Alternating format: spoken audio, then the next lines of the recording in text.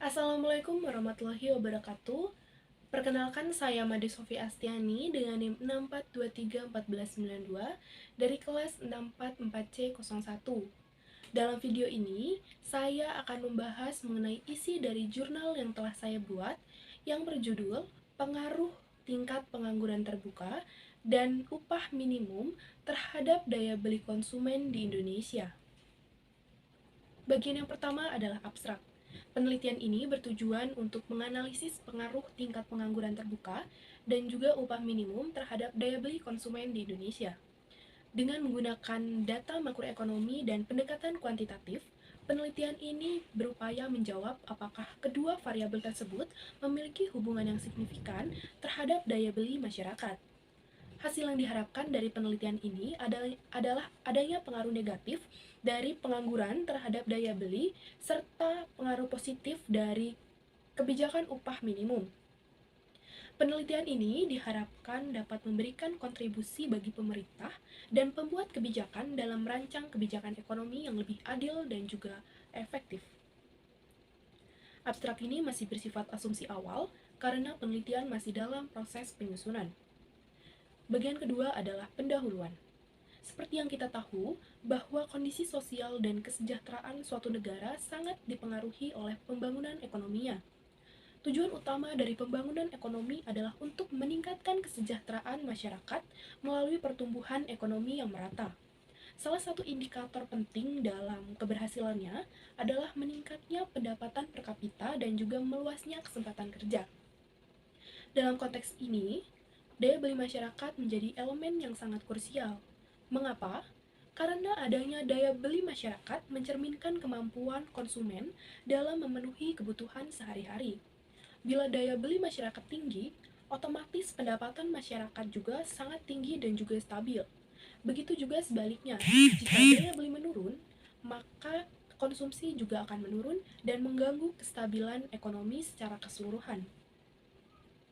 Salah satu tantangan besar dalam meningkatkan daya beli masyarakat di Indonesia adalah tingginya tingkat pengangguran. Terlebih lagi setelah pandemi COVID-19. Banyak sektor utama seperti UMKM harus gulung tikar dan juga harus mem-PHK karyawannya serta menurunkan pendapatan rumah tangga. Walaupun data terbaru dari BPS pada Februari 2025 menunjukkan bahwa tingkat pengangguran terbuka menurun menjadi 4,76%. Namun ini tetap menunjukkan bahwa masih ada bagian penduduk yang usia produktif belum terserap di dunia pekerjaan. Di sisi lain, pemerintah juga berupaya meningkatkan kesejahteraan melalui kebijakan upah minimum. Tujuannya tentu agar para pekerja mendapatkan penghasilan yang layak. Namun kebijakan ini juga menimbulkan dilema. Jika upah terlalu tinggi, perusahaan juga bisa akan mengurangi jumlah tenaga kerja karena beban biaya yang dikeluarkan sangat besar. Oleh karena itu, penelitian ini mencoba melihat secara faktual apakah tingkat pengangguran dan juga upah minimum memang benar-benar mempengaruhi daya beli konsumen di Indonesia. Diharapkan, hasil penelitian ini akan memberi wawasan yang lebih jelas dan juga bermanfaat bagi perumusan kebijakan ekonomi ke depannya. Kajian literatur. Pada bagian kajian ini, terdapat 3 poin. Yang pertama adalah tingkat pengangguran terbuka, yang kedua adalah upah minimum, dan yang ketiga adalah daya beli. Pada poin pengangguran terbuka, berisi poin-poin yaitu pengangguran terbuka terjadi saat jumlah tenaga kerja lebih banyak dari lapangan pekerjaan yang tersedia. Akibatnya banyak yang tidak bekerja atau hanya bekerja setengah jam. Jika pengangguran tidak segera ditangani, maka lama-kelamaan akan menimbulkan dampak buruk bagi perkembangan suatu negara. Dampak buruknya misalnya kriminalitas dan juga kemiskinan. BPS mencatat bahwa pada Februari 2025, tingkat pengangguran terbuka atau PTP di Indonesia sekitar 4,76%. Ini merupakan persentase yang turun dibandingkan tahun sebelumnya. Lalu poin kedua adalah upah minimum. Upah minimum merupakan hak pekerja yang ditentukan pemerintah agar pekerja mendapatkan penghasilan yang layak. Pemerintah menetapkan upah minimum setiap tahun berdasarkan pertimbangan-pertimbangan seperti inflasi, pertumbuhan ekonomi, dan juga kehidupan yang layak. Dengan adanya upah minimum, diharapkan para pekerja tidak hanya sekedar bertahan hidup, tetapi juga mampu berkontribusi pada pertumbuhan konsumsi dalam negeri. Poin ketiga adalah daya beli. Daya beli sendiri merupakan kemampuan konsumen dalam membayar dan juga membeli barang dan jasa. Semakin tinggi pendapatan, maka semakin besar juga daya beli masyarakat.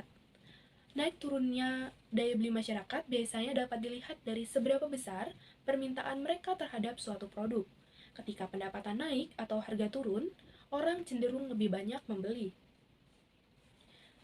Bagian metode.